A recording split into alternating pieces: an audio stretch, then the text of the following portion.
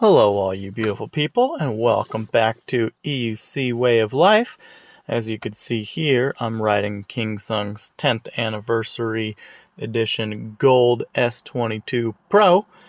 In this video, we're going to discuss the pros and cons of the Gold, as well as my thoughts on the differences between the S22 and the S22 Pro, with a teaser at the end. To start, look how beautiful this wheel is.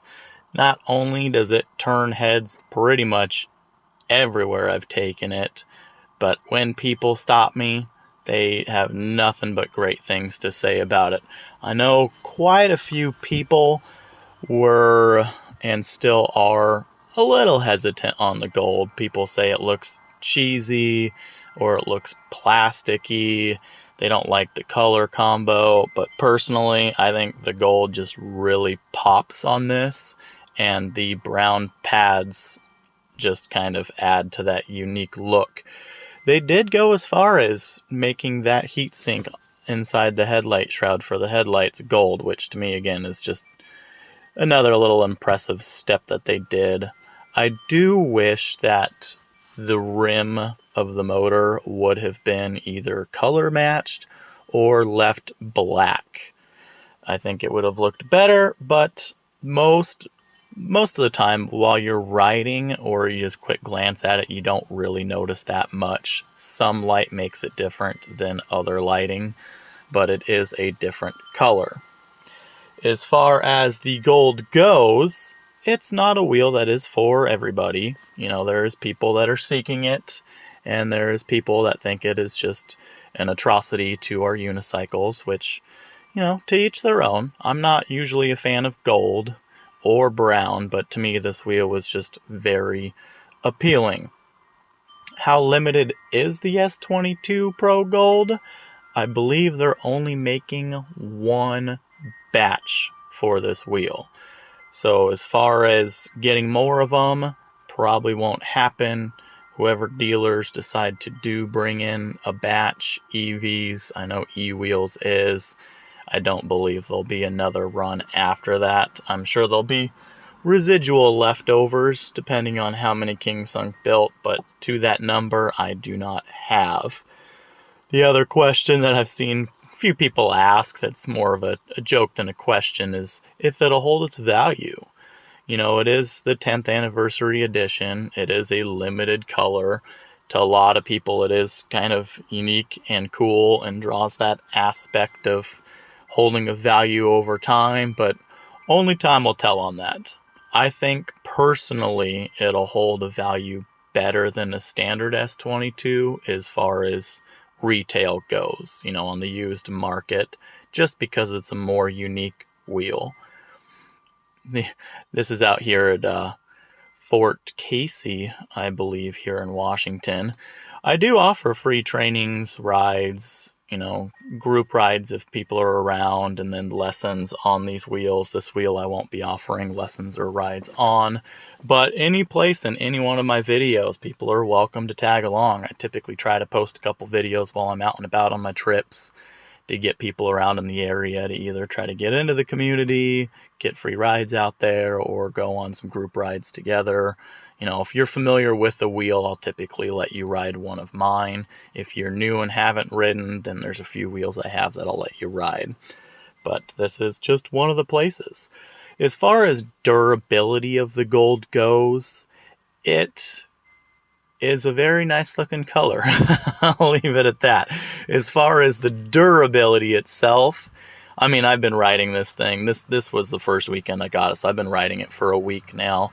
And I am finding chips all over the Gold that weren't there before. I have been babying the heck out of this wheel. I haven't dropped this wheel. I haven't had it fall over. I haven't leaned it on anything. I have literally been riding it, putting it on its kickstand, and putting it on a microfiber towel in the back of my car. And the linkage in the back already has some chips out of it. So I can only imagine that either I missed them at the beginning or somehow rocks have flung up and chipped it. So do note, if you are going to pick one of these up, that replacing the gold is probably not going to be easy or touching it up. As far as reaching out to Kingsong, reaching out to the dealers, I am practically 100% going to tell you guys that there is no replacement parts for these gold parts. So if you crash and damage that front handle, if you mess up the linkage, you're not going to be able to get gold replacements. So in that aspect, this wheel does suck, because if you damage it, it's probably going to look trashy, and you can't replace the parts to get it back to that limited edition spec look. So cherish your S22 Gold Pro, you know. Try not to ride it recklessly. I've already taken it off-roading, as you can see here, nothing serious. I've taken it to some trails, and I've mainly been doing some street riding, but as it sits right now, you know, I've been trying to be very careful with it, with that knowledge in hand. The next thing I would like to get into is the differences between the S22. As you guys know, I had two of the originals and the S22 Pro. The suspension, if you had the original and you didn't upgrade to the wheeled sliders, regardless if they were the Kingsong upgrade, they were the My E-Wheel ones, or the Howell ones, it makes a night and day difference as far as the suspension travel, as far as the cushiness, as far as the response. Those stock little plate pad things were atrocious and should have never been put on the wheel. So other than the sliders, I don't feel much difference. My S22, my final one that I sold to get this one, it had the My E-Wheel sliders, and for all the above differences between that one and this one, I don't actually notice much. Granted, I don't have them side by side anymore, but it feels just as soft and cushy. And a lot of you know I don't ride hard or crazy, so I'm sure it'll take me quite a long time to abuse these rollers. The next thing I'd like to get into is comfort on this wheel. I've owned quite a bit of suspension wheels with air shocks and coil shocks. You know, the S18, the Hero, the T4s, the Master, the S22. I've ridden the V11, the Baton, the Sherman S. And the S22 with the sliders, the upgraded rollers, is a very, very smooth, cushy wheel. As long as you get the compression and the rebound set for your weight and the terrain, it's great.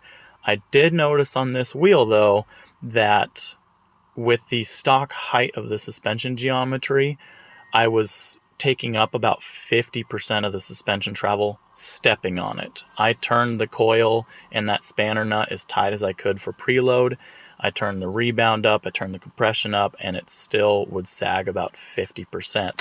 So I moved the suspension geometry to the top bolts, and it's probably more like 20-30% now. I ride with my compression set to about 3 to 4 clicks, and I mainly just dink with my rebound settings at that point. But do know, if you're a heavier rider, that unless you raise that suspension geometry, it is a bit light. You can see here in the video, I was trying to get up close to the suspension so you guys can kind of see it moving or not as I was riding around here on the trails. Performance is the biggest thing on this that I want to compare. I had two S22s, possible unpinned motors. Those were the 3300 watt, not the 4000.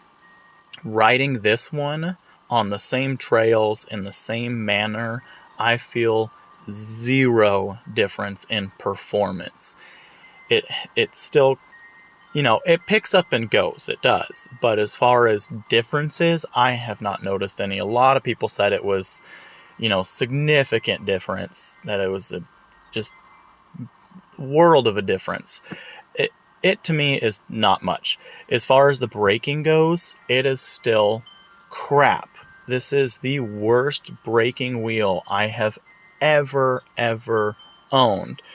And to note that it is a very noisy motor. So if you go to brake hard, accelerate fast, pendulum on this wheel. Not only do you feel the vibration from the motor, but you could hear the weird grinding, vibrating noise that it makes. When you get this thing on a steep hill, there is hesitation. You know, comparing it to a Master, it's not even in the same ballpark. But comparing it to other wheels like a T4 or an S18 or the Hero, it is substantially better. As far as my overall thoughts on the wheel, I've ridden a lot of wheels, I've owned a lot of wheels, and the S22 is the widest wheel I have ever ridden or owned. It is 2.5 inches, a little bit more than that, wider than a Master or a T4, and it's wider than the Sherman S. It is a very wide wheel, so it is not for everybody, and it's not the most comfortable, especially when you add the side pads to it. Would I consider this wheel again? Probably. I love it. The suspension's great. It's a good wheel. It's a very good weight for its class, but it's not the best wheel out there, depending on your preferences. Would I recommend the gold or not? Yeah, if you like the gold, get the gold. If you don't, because parts are going to be irreplaceable. Would I replace it with any other wheel? At this point in time, yes. After riding the Patton, I would take, the Patton, everybody, correct me. I would take the Patton over the S22, hands down, but for weight-wise, this wheel is definitely easier to toss in your car and go. So I hope you guys enjoy kind of my overview of the wheel and the differences. If you have any questions, if you want any better comparisons or more in-depth videos or better trails, do drop a comment below. My A2 has officially shipped, so expect an A2 versus M10-4 video coming soon. I did pick up that Sherman S at Evie's last weekend and have been loving that wheel. A range test will be coming very soon on that wheel, and I am excited for how far I was able to get on that wheel. The Commander Pro Mini has yet to ship, and the S19 is currently delayed. So as always, I appreciate all of you. I hope you guys enjoy the content. Please support my Etsy and parts. And as always, have a beautiful day, you beautiful people.